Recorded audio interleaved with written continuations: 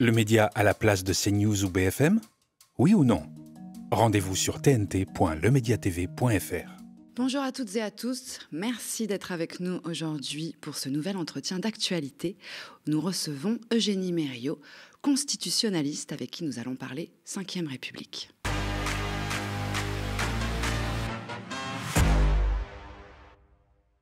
Bonjour Eugénie. Bonjour, merci pour l'invitation. Merci d'être avec nous aujourd'hui.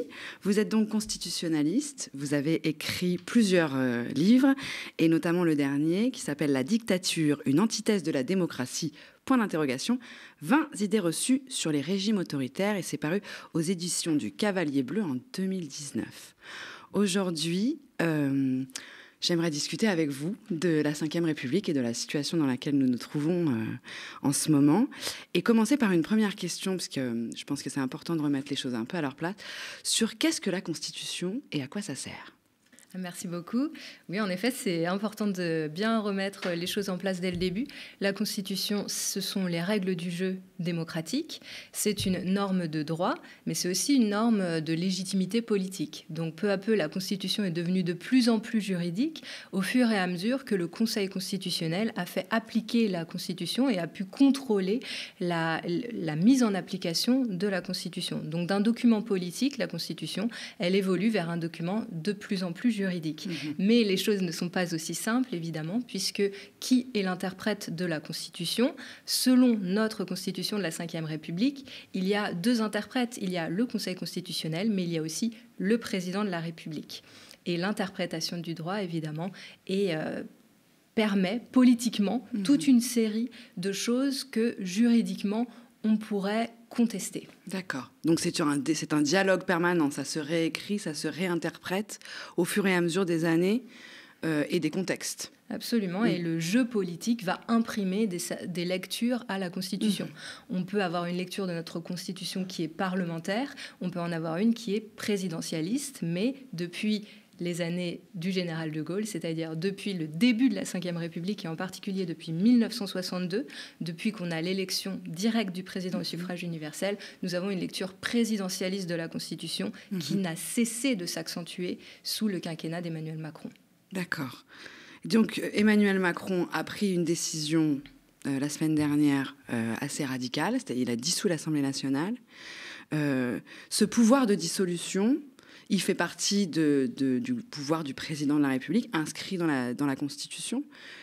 Qu'est-ce que ça veut dire, justement, cet hyper-présidentialisme ? Est-ce que ce pouvoir de dissolution, il est l'un des marqueurs de cet hyper-présidentialisme? Oui, donc la particularité de notre Constitution, c'est que nous avons un régime semi-présidentiel. Donc j'explique pour tout le monde. La différence, c'est que le président est irresponsable politiquement alors qu'il est élu au suffrage universel direct. Donc il a une légitimité forte, il peut en appeler au peuple, mais il est irresponsable, il ne peut pas être renversé par l'Assemblée. Alors que normalement, dans les régimes parlementaires, le président de la République n'a que peu de pouvoir, il est élu par le Parlement et c'est le Premier ministre qui a le pouvoir, mais lorsque le Premier ministre dissout l'Assemblée nationale, eh bien, il perd son poste aussi, puisqu'il s'agit d'un parlementaire. Alors que dans le régime semi-présidentiel, on a un président qui est assuré de pouvoir dissoudre l'Assemblée tout en se maintenant au pouvoir. C'est un régime assez rare et dans l'histoire, le grand modèle du régime semi-présidentiel, c'est la République de Weimar qui est mis en place en 1919 en Allemagne et qui a été considérée comme la cause première, ou en tout cas l'une des causes institutionnelles ayant permis l'arrivée au pouvoir d'Hitler. Donc si vous voulez bien, on pourra y revenir dans un instant, mais juste sur ce régime semi-présidentiel, la particularité du régime semi-présidentiel français, en plus d'être semi-présidentiel, c'est qu'il est semi-présidentiel présidentialiste. Si vous prenez l'Europe, vous avez des régimes semi-présidentiels, c'est-à-dire le président est élu au suffrage universel direct, mais en réalité, ça reste le Premier ministre qui a les pouvoirs. Alors que dans un régime semi-présidentiel présidentialiste, c'est le président qui a les pouvoirs. Et en Europe, vous avez très peu de régimes comme cela. C'est la France, le grand modèle, l'Ukraine, la Russie, et puis vous avez, en fonction des périodes cohabitation ou non, la Roumanie, la Bulgarie. Mais sinon, vraiment, en Europe, c'est la Russie, l'Ukraine qui ont ce régime semi-présidentiel présidentialiste. Et dans l'histoire, c'est la République de Weimar. Donc on voit très clairement, et d'ailleurs les études en sciences politiques et en droit constitutionnel comparé le montrent, que ce type de régime favorise le déclin démocratique et le glissement vers l'autoritarisme, avec l'exemple de Weimar évidemment, et puis la Russie, la Turquie aussi, qui maintenant est un régime présidentiel, mais qui a été un régime semi-présidentiel, présidentialiste, et l'Ukraine. Comment ce glissement s'opère? Parce que vous faites la comparaison avec la République de Weimar, donc on a envie de savoir quand même comment ça s'est passé, enfin, qu'est-ce qu'on critique dans ces mécaniques, et qu'est-ce que vous pouvez dire de ce qui se passe en ce moment? Est-ce que vous voyez est-ce que vous faites un parallèle tout de même? Comment ça se passe?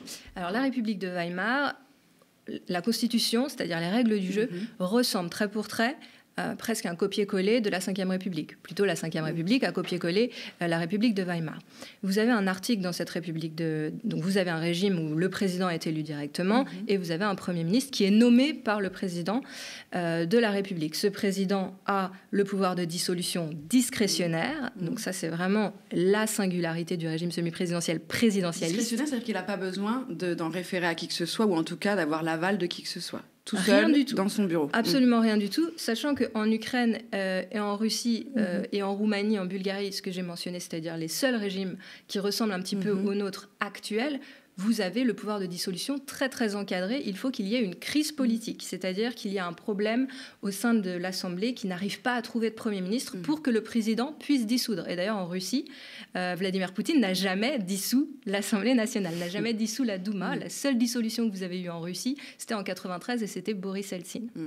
Bon, après Volodymyr Zelensky a dissous en 2019 lorsqu'il est arrivé au pouvoir, mais c'était une dissolution inconstitutionnel au regard des conditions normalement posées par la Constitution. Je ferme la parenthèse. Si on revient à Weimar, vous avez donc le président qui peut dissoudre, vous avez aussi le président qui a la possibilité de s'octroyer lui-même les pleins pouvoirs. Et ça, c'est très, très rare. C'est l'article 48 de la République de Weimar qui est exactement notre article 16 aujourd'hui. Donc, contrairement à un état d'urgence normal dans les régimes parlementaires ou même dans la République romaine, où vous avez l'Assemblée, ou en tout cas une autorité qui décrète l'état d'urgence et ensuite la personne qui exerce les pleins pouvoirs est une autre autorité, dans la République de Weimar comme dans la République de la Ve République, c'est la même personne qui décide de s'octroyer soi-même les pleins pouvoirs et ensuite qui les exerce pour une durée indéterminée. Donc si on reprend la République de Weimar, le président a donc ce pouvoir de dissolution discrétionnaire, il a le pouvoir de l'article 16, qui est l'article 48, il a aussi le pouvoir d'ordonner un référendum, discrétionnairement, comme c'est le cas en France, et il va pouvoir ensuite utiliser l'arme de la dissolution pour des stratégies politiques. Et c'est exactement ce qui s'est passé avec l'arrivée au pouvoir d'Hitler. Que se passe-t-il ? Au début de la République de Weimar, Friedrich Ebert, SPD, est président. Il y a une scission, en tout cas un conflit très fort avec l'aile plus gauche, les communistes. Et il y a d'ailleurs l'assassinat de Rosa Luxembourg. Et ensuite, il succède Hindenburg à la présidence de la République de Weimar.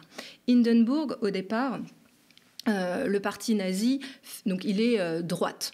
Le parti nazi fait même pas 3%. Hindenburg se représente à sa réélection. Il est cette fois-ci face à Hitler et un candidat communiste. Donc nous avons aussi le même système électoral avec 2 tours à l'élection présidentielle. Donc il fait grosso modo 50% et Hitler fait 40%, le candidat communiste 10%.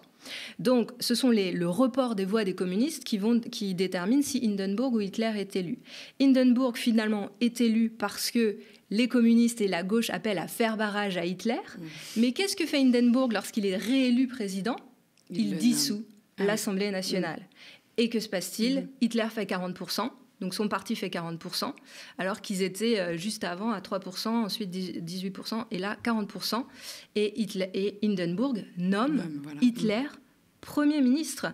Et c'est une stratégie politique visant à éliminer la gauche. Sauf que in fine, c'est Hitler qui, lorsque Hindenburg meurt, se décrète Führer. Mais en fait, c'est le centre-droit, la droite, qui, en utilisant cette arme de la dissolution et le calcul politique, a fait arriver Hitler au pouvoir. Alors, c'est pas très réjouissant. Europe 1 a effectivement parlé. Il y a eu un article. Il faut dire quand même que c'est un média de la famille Bolloré, de la grande galaxie Bolloré, a publié donc une information selon laquelle le président de la République pourrait utiliser ce fameux article 16 de la Constitution au lendemain du second tour des législatives. Alors, l'Élysée a démenti. Donc, ça reste en suspens, ça n'a pas été confirmé. Mais il y a eu des débats, des discussions sur la possibilité ou non d'utiliser cet article 16. Est-ce que la situation permettait au président d'utiliser cet article 16 ? Est-ce que Macron pourrait utiliser, vu les circonstances, qu'il y a quand même un petit cadre, un petit, mais il y a une définition quand même d'un contexte dans lequel on peut l'utiliser. Est-ce qu'il pourrait le faire après le deuxième tour des législatives ? Alors, vous me posez une question cruciale et qui fait intervenir l'analyse politique et la juriste. En droit, la réponse serait plutôt non, mais en politique, tout est possible. Et c'est bien ça qu'il faut comprendre. Et quand on est juriste et qu'on nous pose cette question, et c'est d'ailleurs, je pense, le sens de la fuite à la presse de cette possibilité de l'article 16, un combat intérieur et un combat dans le débat politique s'instaure entre les analyses des juristes qui vont dire le droit et qui vont essayer d'agir comme une contrainte sur la possibilité ou non par le président d'utiliser l'article 16, et puis les analystes politiques qui voit que ça fait partie d'une stratégie, le fait de faire fuiter cette information, que par ailleurs Emmanuel Macron a dit qu'il voulait utiliser tout ce qui existait dans la Constitution, qu'ensuite il y a tout un élément de facteurs politiques qui pousse à penser que Emmanuel Macron serait capable de l'utiliser, notamment le fait qu'il a... S'il se retrouve en cohabitation, il aura la tentation d'utiliser ses pouvoirs propres et la Constitution l'autorise, comme je l'ai déjà dit, à décréter les pleins pouvoirs. Il y a des petites conditions sur l'article 16 quand même. Il faut qu'on ait un contexte particulier. Mais en fait, c'est l'interprétation de ce contexte. Que le fonctionnement régulier des pouvoirs publics soit interrompu. Oui. Mais encore une fois, qui est l'interprète de la Constitution ? C'est bien le président de la République, c'est ce pouvoir qu'il tire de l'article 5 de la Constitution. Et l'article 16... la décision de déclencher cet article 16 n'est susceptible d'aucun recours, parce que c'est un acte de gouvernement, comme la dissolution. C'est-à-dire que cette décision, elle est discrétionnaire, le Conseil d'État l'a déjà dit, c'est un acte de gouvernement, c'est la décision politique par excellence qui ne peut pas être soumise à un contrôle juridictionnel quel qu'il soit. Après, les mesures qui seront prises en application de l'article 16 peuvent faire l'objet de mesures. Mais cet article 16, il permet au président de la République d'avoir les pleins pouvoirs, c'est-à-dire de légiférer seul, par ordonnance, dans le domaine de la loi comme dans le domaine du règlement, pour toute mesure qu'il jugera utile, et ce minimum pendant 30 jours, sans intervention du Conseil constitutionnel ni du Parlement.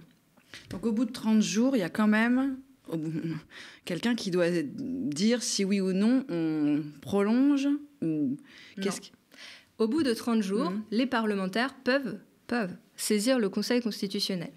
Au bout de 60 jours, le Conseil constitutionnel peut s'autosaisir. Pour voir si les conditions d'application de l'article 16 sont toujours réunies. Donc les garde-fous sont extrêmement minces, à peu près comme l'article 48 de la Constitution de Weimar. C'est quand même un peu inquiétant. On veut dire, qu'est-ce qui pourrait se passer si demain... C'est très inquiétant. Et le général de Gaulle l'avait utilisé en 61, après le putsch des généraux à Alger. Il l'avait utilisé pendant 6 mois.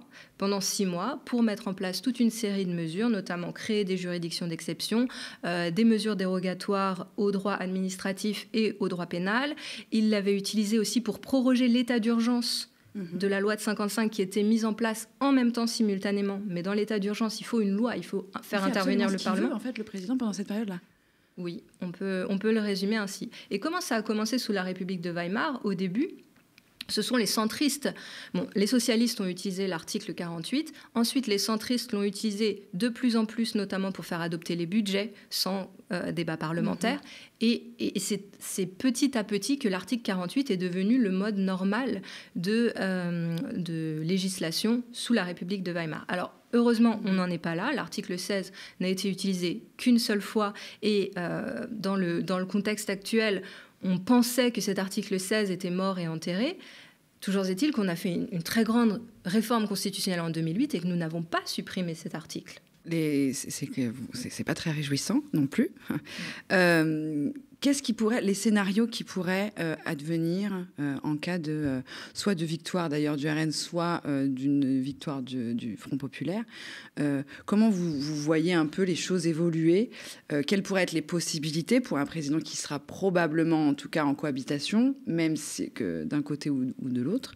Comment est-ce que, alors sans aller peut-être jusqu'à l'article 16, mais quelles pourraient être les autres possibilités dans le cadre de notre Constitution aujourd'hui? Donc, en cas de cohabitation, la lecture présidentialiste de la Ve République s'inverse quelque peu et on entre dans un régime plus primo-ministérialiste comme les autres régimes semi-présidentiels que nous avons en Europe. Je pense à la Pologne, par exemple, ou l'Autriche ou le Portugal. Mais néanmoins, la singularité, comme je l'ai déjà dit, c'est que le président a des pouvoirs propres qu'il utilise sans demander l'avis du Premier ministre.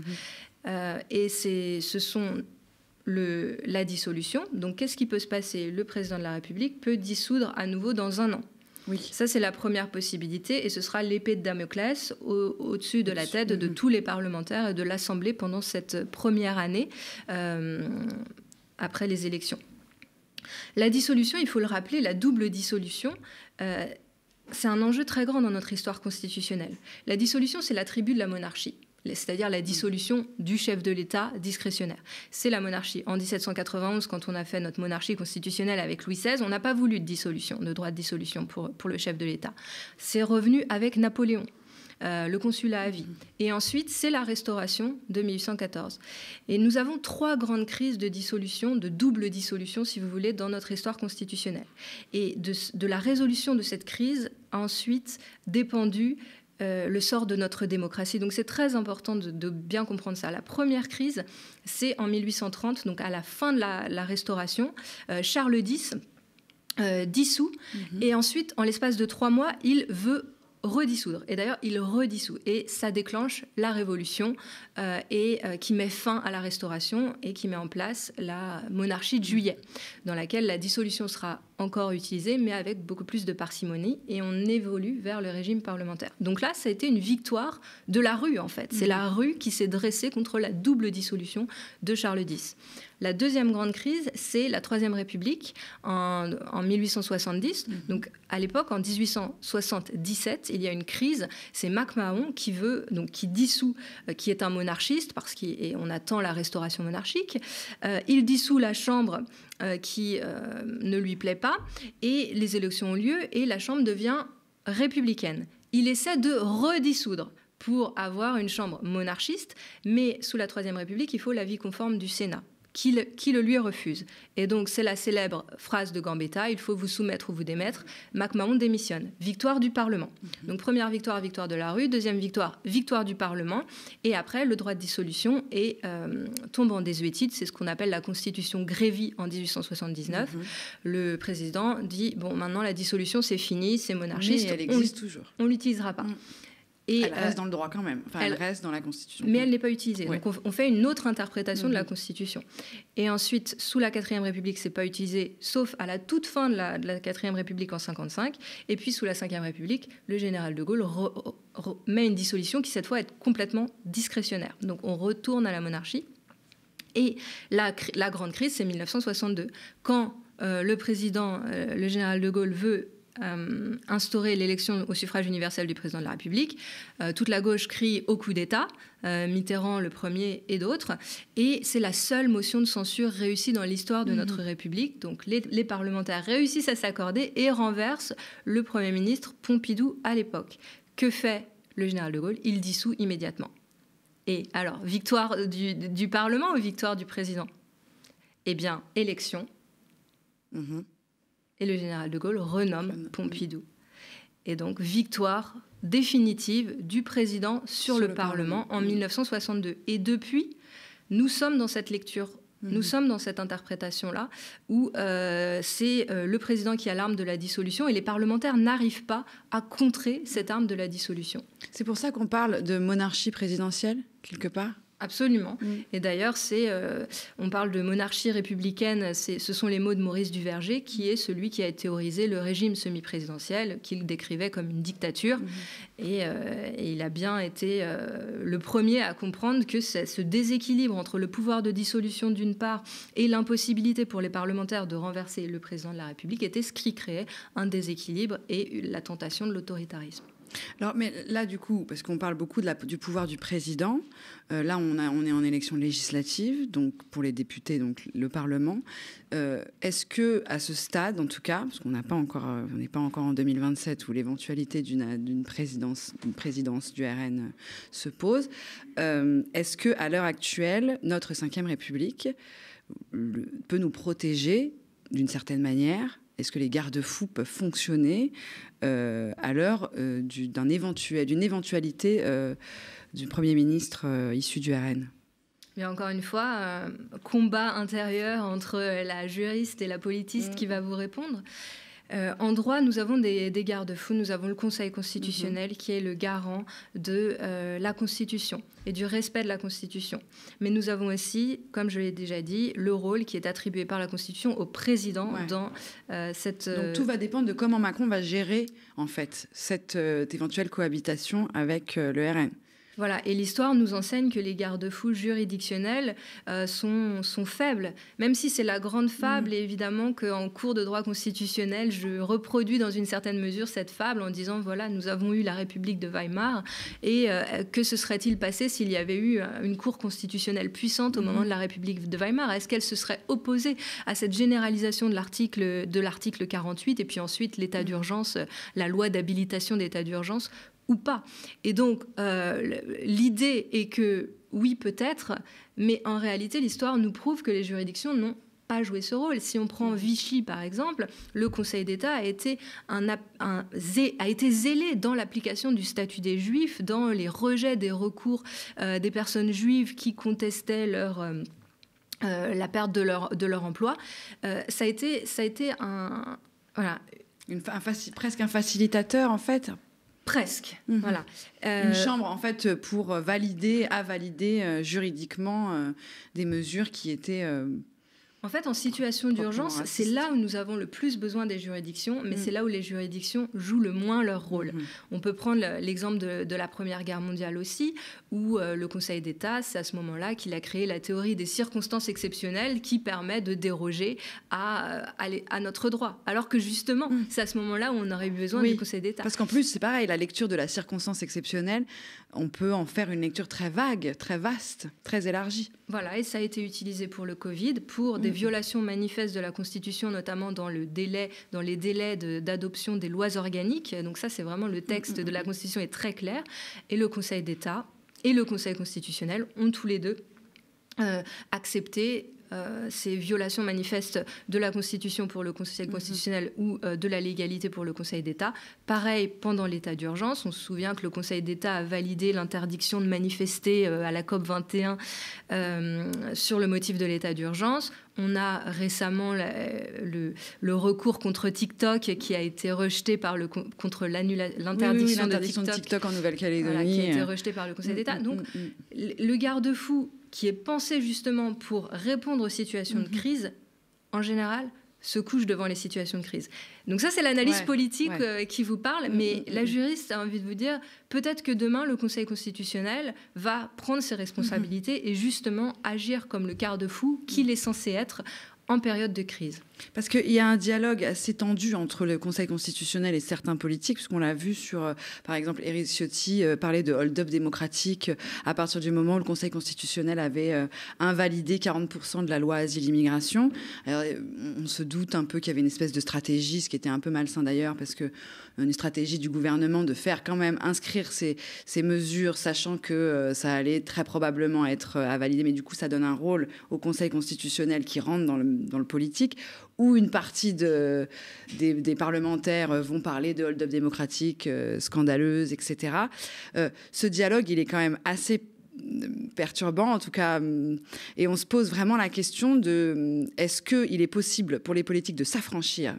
Est-ce que c'est sain pour des politiques élus, donc de s'affranchir de certains cadres, comme l'a fait Darmanin, par exemple, avec la CEDH, en renvoyant un jeune Ouzbek dans son pays alors qu'il risquait d'être torturé, contre l'avis de la Cour européenne des droits de l'homme, et en disant, finalement... un cadre, on peut aussi s'en affranchir. Est-ce qu'il n'y a pas aussi en fait, il y a un dialogue compliqué à la fois le Conseil constitutionnel a du mal à s'imposer parce que des politiques s'en affranchissent. Oui, vous avez le cadre de l'état de droit et c'est vrai qu'on voit monter ce discours qui rappelle également les années 30 de remise en cause du cadre de l'état de droit comme étant une contrainte empêchant à la politique de mettre en œuvre la volonté du peuple. Donc c'est exactement, c'est un discours récurrent, c'est la dénonciation du gouvernement des juges qui aussi nous vient des années 30.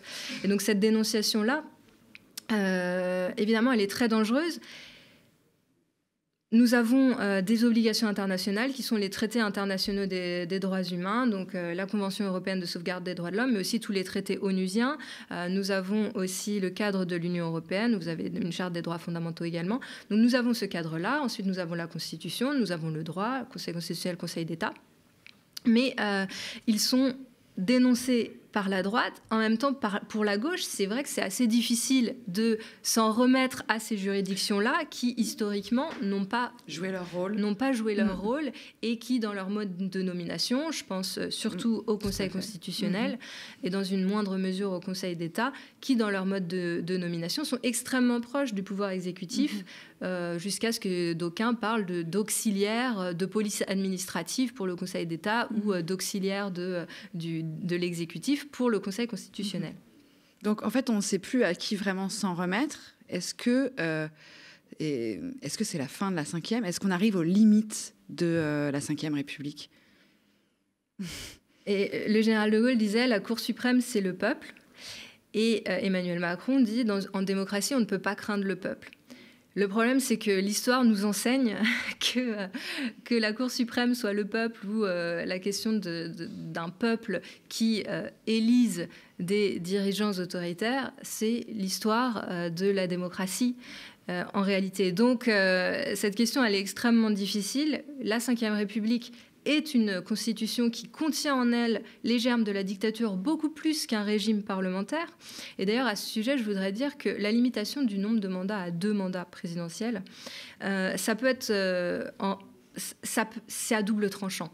Parce que, en effet, ça permet de s'assurer qu'un président ne reste pas à vie, mais d'autre part, ça donne au président en exercice lors de son 2e mandat une sorte de blanc-seing pour tout essayer. Et Emmanuel Macron l'a dit, j'ai plus d'enjeu. Moi, je veux essayer tout ce qu'il y a dans la Constitution. Et je rappelle aussi ce qu'avait dit Elisabeth Borne. Elle avait dit, mais lors du passage de la réforme des retraites, où tous les moyens avaient été utilisés, tous les moyens constitutionnels possibles avaient été utilisés, elle avait dit, c'est constitutionnel, donc c'est démocratique. Et c'est ça le problème avec cette Ve République, c'est qu'elle offre un saut de légalité, de constitutionnalité à des pratiques antidémocratiques, ce que vous n'avez pas dans des régimes parlementaires comme l'Allemagne, ou en tout cas que vous avez bien moins. Parce que l'Allemagne, justement, a cette expérience de la République de Weimar, et c'est la raison pour laquelle vous avez beaucoup plus de garde-fous en Allemagne, par exemple, que ce que vous n'avez en France. Il faudrait qu'on s'inspire un peu plus dans l'idée de passer à une 6e République d'un régime comme celui des Allemands. Alors, on rentre dans une autre discussion. Je pense qu'il y a énormément de défauts aussi. Ouais. Peut-être que le vrai problème, c'est le régime représentatif.